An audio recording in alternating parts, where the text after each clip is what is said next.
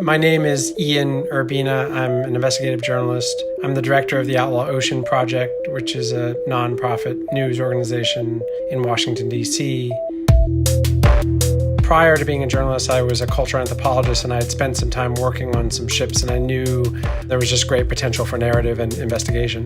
The reporting started in 2014, and that began this journey, if you will, of a couple months at sea and a couple months back home, and I've been doing that ever since.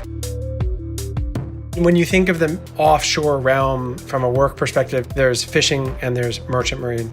And so the merchant marine is all those ships that bring us 80% of what we consume, whether it's oil and grain or Adidas shoes and iPhones. The conditions of those workers are pretty different. They're often union, they're often contract, they're often from developing countries. And so while difficult line of work, it doesn't compare to the distant water fishing fleet, which is the other realm out there. And the distant water fishing realm is a brutal sort of Dickensian universe of labor, and many of those workers stay at sea sometimes for a year or two, working the entire time and not coming to shore.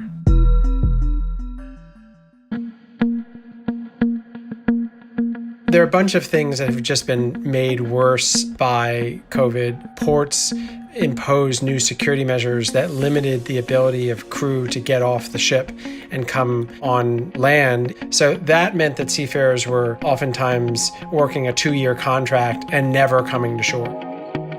I worked for 20 years at the New York Times and then decided I wanted to branch out on my own, and I wanted to stick with this line of reporting. I created a nonprofit small news organization, and I began trying to think of innovation in journalism, especially the distribution of it, new ways like music, to get journalism out to younger and bigger and more diverse global audiences. If we really want to get 17-year-olds, be they in Taipei or Caracas or New York or LA, to read these stories and start understanding what's happening, then maybe we need to go to where they're watering holes. And that's sort of almost like a gateway drug, if you will, or an on-ramp to get them from listening to music over to reading about what we want them to read. The impact of the journalism led to litigation against seafood companies that are complicit in human slavery. It's led to policy changes in terms of how ships are inspected when they get in port. It's led to several prosecutions of captains who engaged in murder. Environmental organizations that typically just focus on marine issues in the ocean space are now thinking about the human issues out there. And human rights and anti-trafficking organizations that typically think only on land are now thinking about those problems at sea. But generally speaking, I think the most important accomplishment, if you will, is that it's generally pushed out a sense of urgency and fluency among a lot of readers. And some of those readers are editors at other news outlets that are now more inclined to be covering the topic.